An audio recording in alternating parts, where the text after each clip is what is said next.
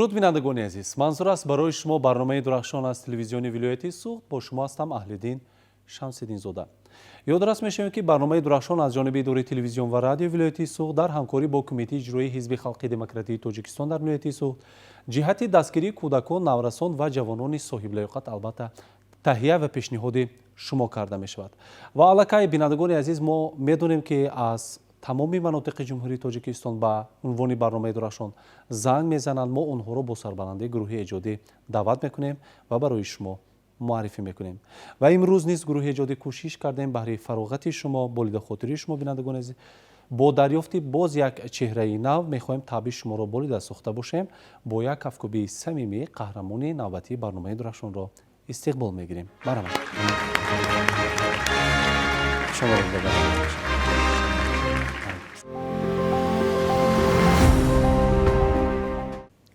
بار دیگر درود بینندگان عزیز، منظور است برای شما برنامه درخشان از تلویزیون ولایت سوخت. یادداشت می‌شویم که برنامه درخشان از جانب اداره تلویزیون و رادیو ولایت سوخت در همکاری با کمیته اجرایی حزب خلقی دموکراتیک تاجیکستان جهت دستگیری کودکان، نورسان و جوانان صاحب لیاقت البته تهیه و پیشنهاد شما کرده می شود. اگر شما، فرزند شما، نبیره شما یا خودی شما دارای استعداد و لیاقت فوق العاده باشید، پس رقم تلفنی که حالا برای شما نمودار است زنگ زنید یا به صفحه اجتماعی برنامه که هم در فیسبوک و هم در اینستاگرام با اسم برنامه درخشان تلویزیون ولایت سوخت نام نویس شده است وارد گردید، درخواست خود را گذارید. ما البته شما را با سربلندی به برنامه درخشان دعوت میکنیم. خب بینندگان عزیز، ما برنامه درخشان را آغاز میکنیم. قبل از همه از نام رهبری اداره تلویزیون و رادیو ولایت سوخت گروه ایجادی برنامه درخشان قدم شما را به استودیو تلویزیون ولایت با برنامه درخشان خیر مقدم میگم.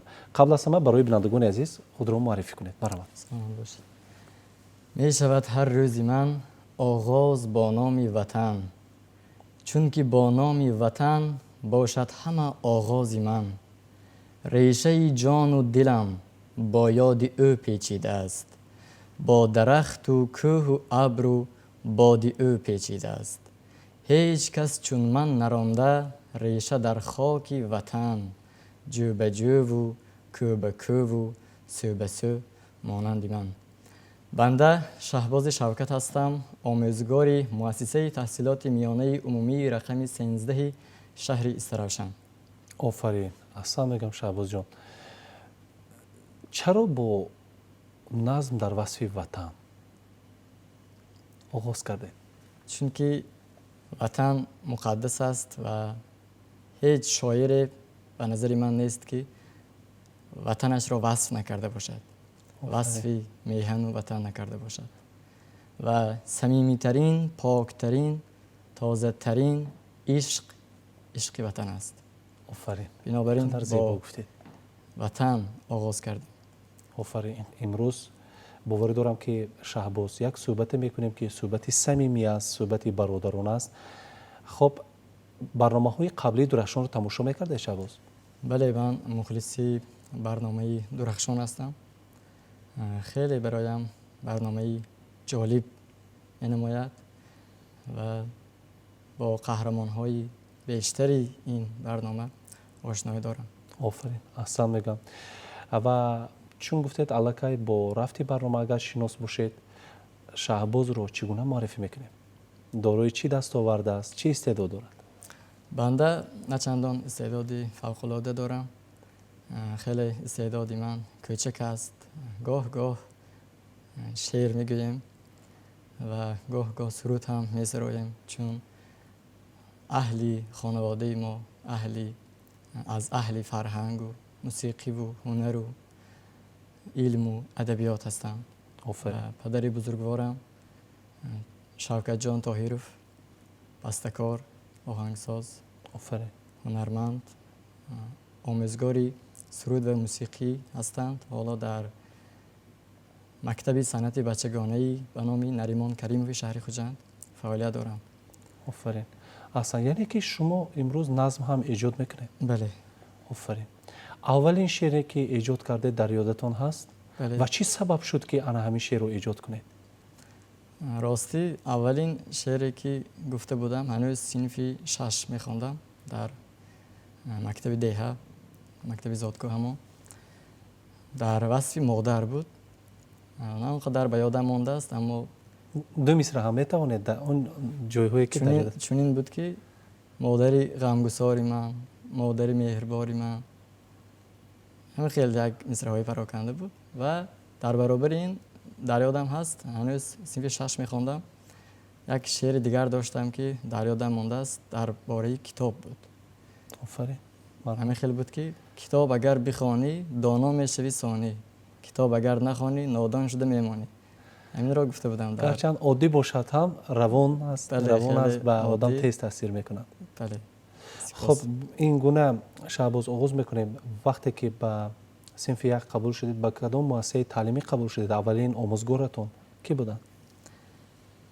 وقتی که به قدم‌های نخستین خود را به آستانه مکتب زادگاه هم، مؤسسه تحصیلات میانه عمومی رقم 13 دهه محلی یسی، خودم زاده دهه گلستانم، گذاشتم، مرا معلمه بسیار مهربان، مهربانیات، صمیمی، خوش صحبت و خوش گفتار و خندان رو، معلمه عزیزم ترسون و فراغت قبول کردند و 4 سال به من با محبت درس گفتند که خیلی یک عمر مدیونی همه التفات و محبت و مهربانی هایشان هستند. طول 11 سال علمین حیات دانش اندازی شما چگونه گذشت در آزمون المپیادا؟ شاید در چهاره‌بینی ها چون گفتید لیاقت سرایندگی دارید، میبینم که اینقدر شیرین سخن میگوید، شاید لیاقت راویگی هم دارید، در علمین چهاره‌بینی ها اشتراک میکردید.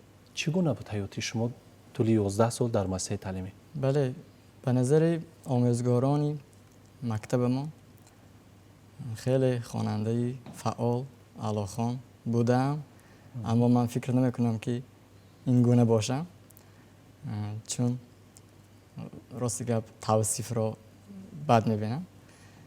و در چهاره‌بینی های مکتبی، در آزمون های داخلی مکتبی، در آزمون های شهری شرکت می‌ورزیدم و سزاوار جایهای نمایان و افتخاری نیز می‌گردیدم و خیلی از خردی آرزو می‌کردم که رسام شوم، چون خیلی رسم را دوست می‌داشتم. پدرم که هنری رسامی نیز دارند، به من صنعتی رسامی را آموختند و در برابر این به موسیقی نیز خیلی میل داشتم.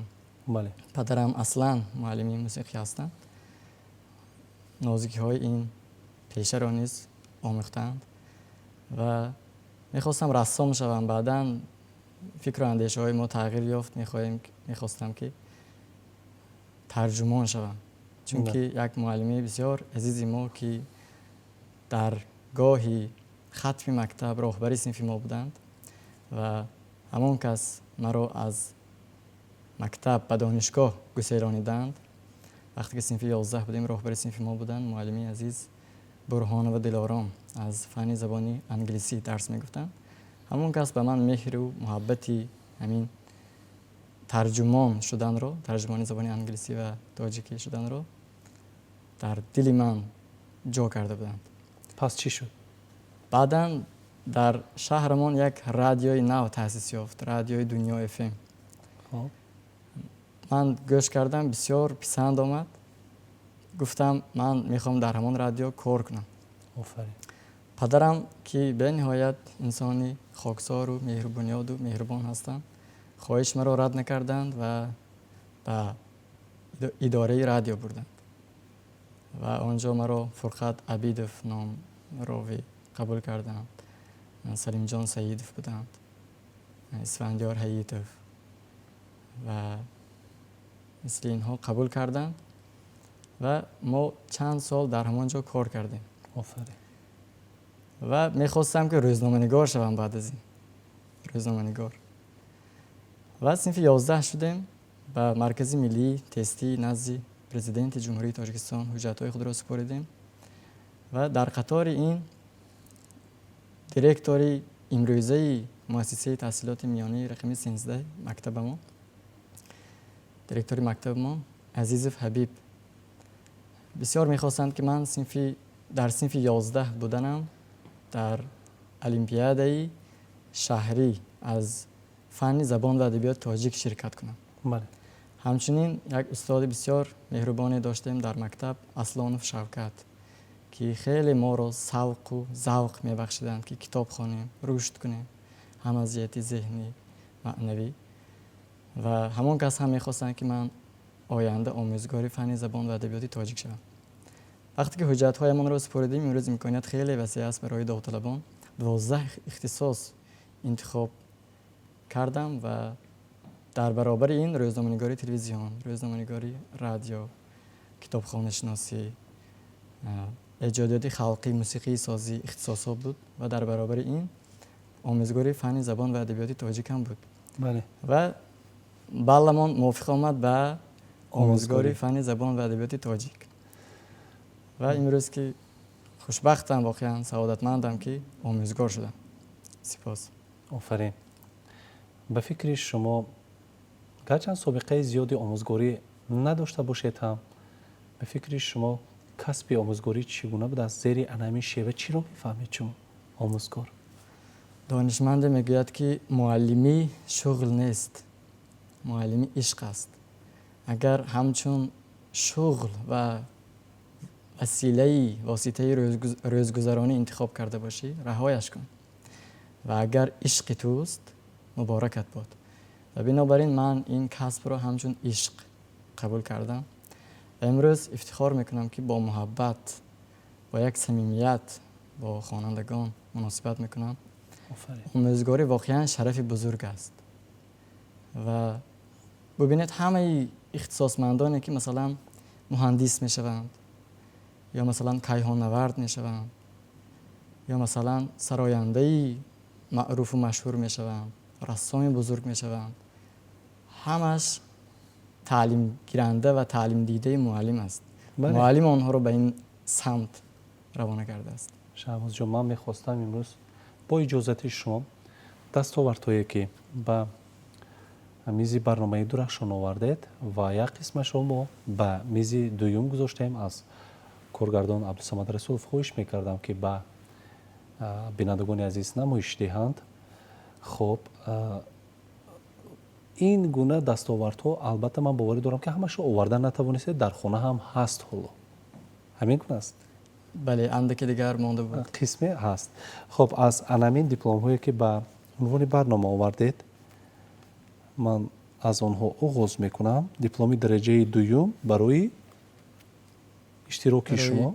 اشغال جای دوم در دوره شهری آزمون جمهوری فروغ سپیدانوی کتاب است از روی نامیناسی ایجاد نظم. آفرین. سال 2024. آفرین. باز این هم همین گونه دیپلم است برای اشغال جای یکم در دوره شهری آزمون جمهوری فروغ سپیدانوی کتاب است در سال 2023 از روی نامیناسی ایجاد نظم. آفرین. و همزمان اینجا میبینم باز دیگر دیپلم ها هم هست که به عنوان برنامه آوردید. مرحمت. بله، اینجا درجه 3 ما همچون محرر در رادیوی دنیا اف ام کار فعالیت می‌بردیم و در آزمون ولایتی خامه سازنده اشتراک ورزیده بودیم. در نامیناسی کشاورزی یک مواد پیشنهاد کرده بودیم و خوشبختیم که سزاوار جای سیوم دانسته شدیم. آفرین. احسن میگم. همین گونه دیپلم ها البته در جوده علم آموزی شما، کار و فعالیت شما البته نصیب شما گردید و همزمان اینجا میبینم دو کتابی که به نهایت به مثل آفتاب به چشم میرسد.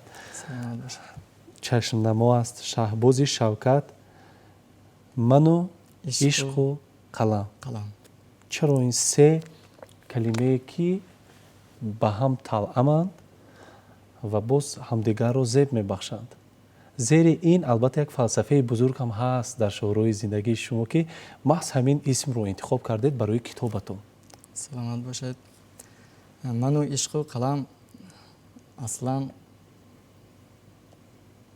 تاریخ این گذاشتنی نام، تاریخ گذاشتنی چنین نام در نخست کتاب من این گونه است که همین عشق بود که مرا به قلم پیوست.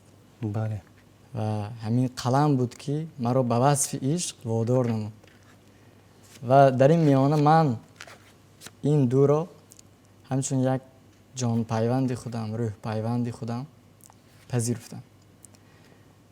و با قلم میتوانید عشق را وصف کنید، با عشق میتوانید مثلا سعادت یابید. و این نام ما اصلا چند نام وریانت های دیگر هم داشتیم. وقتی که کتاب ما آماده چاپ شد، و نخست استادم، استادی بزرگ و بزرگوار و بی‌نظیر و بشارت آور و سبز مژده من، شاعری خلقی تاجیکستان، برنده جایزه دولتی ادبی به نام استاد ابی عبدالله رویدکی، استاد فرزانه. استاد شما هستم. بله، سعادتمندم که حق شاگرد. استادی دارم شاگرد ایشون هستید. و مدیونی همه لطف و التفات و مهربانی هایشان هستم. و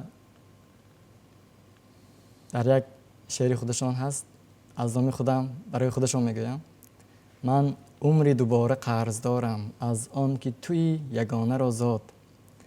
واقعا من عمرها از استادی عزیزم، نخست استادم استاد فرزانه، قرض دارم. چون که نه اینکه به من شاعری، البته شاعری گفتن، هنوز به شاعری گفتن میشرمم، چون که هنوز به آن راه نرسیدیم، خیلی دور است. اما از یک جوانی که نورسه که حتی یک ذره‌چه محبت به ادبیات دارد، به شعر دارد، خیلی سوق و ذوق بخشیدند که تا رشد یابد، نمو یابد و در باغ ادبیات شکوفا گردد. و چند وریانت به استاد عزیزم پیشنهاد کرده بودم و در این میانه منو عشق و قلم نیز بود و استاد پذیرفتند و به من نیز پسند است منو عشق و قلم. اما به بعضی ها هنوز هم میگویم که این منو عشق و قلم نیست، بلکه منو مشق قلم است، چون که هنوز نظم های خام، ناسفته، تحریر طلب، البته این شعرها هنوز شعرهای تمرینی است، نو مشقانه. شهباز، من از صحبتمان، از سخنهایتان علاقه درک کرده ایستادم که شما بسیار انسان زمینی، فروتن هستید و پیوسته همیشه کوشش میکنید که در همه مورد و سمت و لحظه های زندگی با نوابستگی همصحبت شما است خاکسار باشید و این برد شما است برای آنکه نه هر انسان به قدر خاکساری میرسد، چون خاکساری امروز سر فرود آوردن به معنای نه اون که تو سری تعظیم فرود میکنی پیش کسی برای یگان نقصانت، بلکه قدر و مقام منزلت او رو از خود بالا میدونی. انا همین از خاکساری. و اینجا من کتاب شما رو کشیدم شهباز و در یکی از صحیفه ها تو قلبی تاجیکستانی دوشنبه نادیده همان چیز در وصف شعر گفتن این خطاست یا که ناآموخته. از نگاه شما نگین شهرهای تاجیکستان دوشنبه به نظیر چگونه است؟ سلامت باشد. بنده در دوری جمهوری آزمونی فروغ سپیدانایی کتاب است که در دوشنبه برگزار گردید شرکت کرده بودم و قبل از خواهش مهربان زاکری دوشنبه را دیده بودم و واقعا هم دوشنبه امروز خیلی زیبا شده است. باور کنید تصویر ناشدنی است. اصلا خودی دوشنبه شعر است. کلگشت های دوشنبه، خیابان های دوشنبه، مجسمه هایی که در دوشنبه قامت افراختند خودش شعر است. به گفتنی ما تصویر ناشدنی است، ناتصویر میماند. اما محبت داشتیم، دیدیم، دوست داشتیم و دوست میداریم امروز هم. و یک شعر گفتیم که اقلا اندک باشد هم دوشنبه رو وصف کرده باشد. تو شهری عشق و ایمانی دوشنبه، گلستانی و ریزوانی دوشنبه، مکانی شمس تابانی دوشنبه، تو قلبی تاجیکستانی دوشنبه. تو را با نور توأم میتوان. تو را با نور توأم میتوان دید. بر رخسارت تبسم‌های خورشید. بهاری تو بهاری عشق و امید. تو قلبی تاجیکستانی. دوشنبه. به پرگی خونه. تماشاگاه اهل مملکت‌ها. حلاوتگاه اهل معرفت‌ها. تو سرشاری ز لطف و مرحمت‌ها. تو سرشاری ز لطف و مرحمت‌ها. تو قلبی تاجیکستانی. دوشنبه. محبت شهر دل‌های. دوشنبه. حضوری چشم بینایی. دوشنبه. تمنای تماشای. دوشنبه. تو قلبی تاجیکستانی. دوشنبه. توی شهر جوانی تاجیکستان. گلفشانی شکوفانی ز رحمان. ز رستم باد فردایت درخشان. تو قلبی تاجیکستانی. دوشنبه. جوان شهری و پرشانی. دوشنبه. نماد علم و عرفانی. دوشنبه. الها جاودان مانی. دوشنبه. تو قلبی تاجیکستانی. دوشنبه. تو قلبی تاجیکستانی. آفرین. دوشنبه. بسیار شعری زیبا است و همزمان چون ما در عرفه تجلیل جشن 35 سالگی استقلال دولتی جمهوری تاجیکستان قرار داریم. تاجیکستان گرچند گفتیم جوانی دولتی جوان باشد هم به این جوانیش نگاه نکرده امروز میان زیاده از 200 دولت جهان اعتراف گردیده است، همچون دولت امن داشته، صلح داشته، دموکراتی دنیوی، حقوق بنیاد، صاحب استقلال البته اعتراف گردیده است. و اینجا شما در وصف استقلال هم یک شعری بسیار پرمضمون ایجاد کردید و این نوبت میخواستم آن رو نیز چون یک تحفه به تمام ملت تاجیک که ما رو تماشا دارند آن رو هم قرائت کنیم، بعدا صحبت رو ادامه میدیم. مرحبا. تاجیکستان عشق من، نامی عزیزت زنده باد. شهرتی تو، شوکتی تو، شان تو پاینده باد. خاک تو بر دیده مالم، دیده ام روشن شود. کشوری روشن دلی من، نصرتت آگنده باد. از تبار آفتاب و هستی از اهل کتاب. زین سبب فرخنده بختی تو فرخنده باد. تاج بر سر ملتی من، صلح پرور میهنم. آفت و درد و بلا از تو همه دلکنده باد. پیشوایت تاجیکستان همچو خورشید بزرگ. نور پاشد بر سر تو تا ابد تابنده باد. جز تمنا من چی سازم، عاجزم بر وصف تو. چهره پرخنده تو جاودان پرخنده باد. همچو فرزندی تو میخواهم برای تو سرور. جشن استقلال تو بر تو به ما فرخنده باد. آفرین. احسن میگم. جشن سلامت استقلال به همه مردم فرخنده تاجیک باشد. فرخنده بود. خب بهترین نصیحتی که استادتان برای شما کردن چی نصیحت بود که تا به امروز آن را شعار زندگی خود میدونید؟ بهترین نصیحتی که استاد من برای من گفتند این دوست داشتن وطن. وطن را همیشه باید دوست داشت و انسان بودن. واقعا انسان بودن کاری مشکل است. بله. یک دانشمند ایرانی هم گفته بود که آدم از 3 حرف عبارت است: آ، دال، میم به فارسی. اما آدم بودن خیلی حرف است بله. و انسان بودن شیار من است. ما باید در زندگی انسان باشیم، همچون انسان رفتار کنیم. عشق پاک و صمیمی که انسان به انسان دارد باید در ما باشد و باید انسان به کمال معنوی و روحانی برسد در برابر آن که به کمال جسمانی میرسد. یعنی سن سال انسان بزرگتر می شود و اما باید انسان به کمال معنوی به کمال روحانی برسد. و نصیحت استاد من همین است که ما باید در زندگی ثابت قدمانه باشیم، یعنی قدممان استوار باشد، رشد کنیم، آموزیم، کتاب خوانیم. خودی استاد فرزانه در یک رباعیشان میگویند که ای غرقه خورد و خواب باید خوانی، تا روزی پسین کتاب باید خوانی. یعنی کتاب باید خوانی. بله. و پند دیگر نیز هست که از گهواره تا گور دانش بجوی.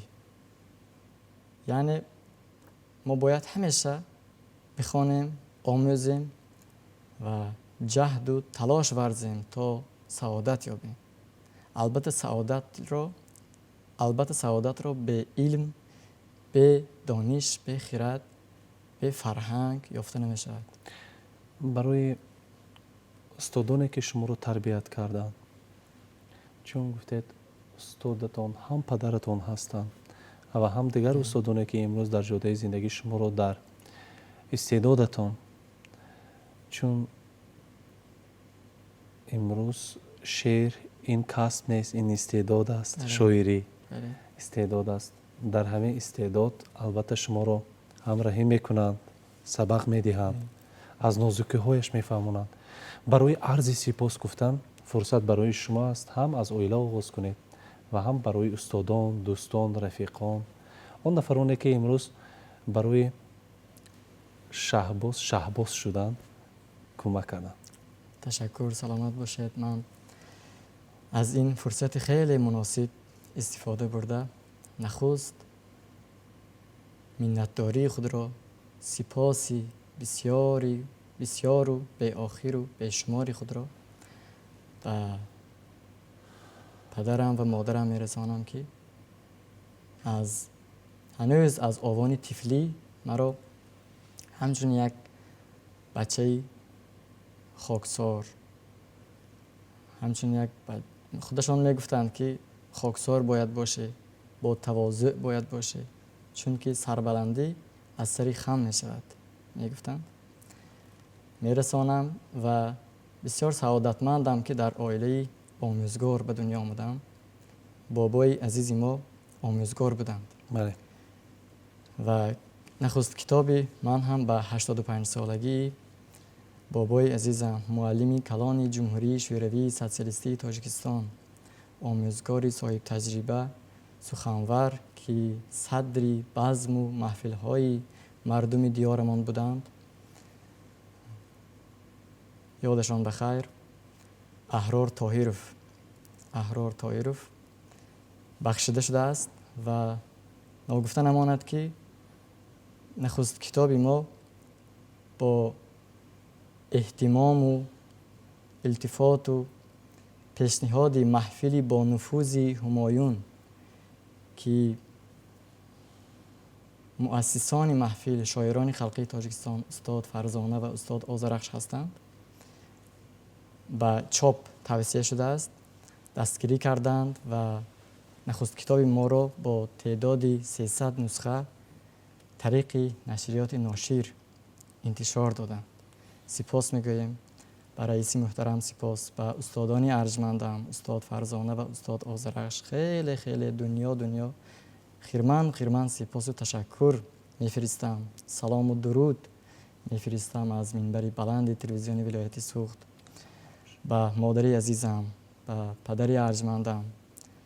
سلام و درود و محبت، اخلاص و سپاس میفرستم به استادانی عزیزم که مرا در مکتب درس گفتند و همچنین به استادان دانشگاهیم که ما را 4 سال درس گفتند، آموزانیدند و مهر و محبت ادبیات را در دل ما جای کردند. من هر یکی آنها را نامشان را نمیگیرم به آن خاطر که میترسم که تا یک نفری را فراموش میکنم. بله. اما به استاد ارجمند و مهربانم پروفسور استاد مطلوبه میرزا یونس سپاس خود را میرسانم. تشکر برای همه مهربانی و التفاتشان. و دکانی فاکولته فیلولوژی تاجیکی دانشگاه دولتی خوجند به نام اکادمیک باباجان غفوروف پروفسور زمیری الماسوه میرسانم. به استاد عزیزم موسی علیمجانوف زبانشناس دکتر علمهای فیلولوژی. به استاد عبدالفتاح حاجیف میرسانم که ما را ادبیات آموزانیدند. دوسنت علمهای فیلولوژی. به استاد عزیز ساربان نظم شناس دوسنت. به استاد تاجیبایف شریف جان میرسانم. به راهبری خودم بابا جان و مدینه بانو میرسانم سپاس خود را. به همه عزیزان به امیده عبدالرشید و میرسانم. به همه عزیزان سپاس خود را میرسانم که من هنوز به جای نرسیدم گویان فکر میکنم و اما این دستاوردهایی که شما گفتید همش دستگیری و مهربانی های همین استادانم است. باور کنید نخست همه دستاوردهای من بیشتر از استاد مهربانم استاد فرزانه. از نام خودشان یک ربایی استاد فرزانه رو به خودشان میگویم همچون رمزی سپاسی من و همچون انجام سخنی من.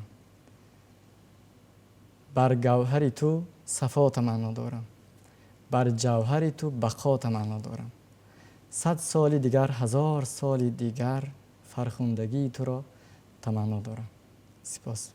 من باوری دارم که چون گفتید من این همه داده استاد را برگردانده نمیتوانم از من راضی باشم. من میگم که همان وقت استاد از شاگرد راضی میباشد که وقتی که شاگردش از خواسته استادش یک زینه به پیش میبره.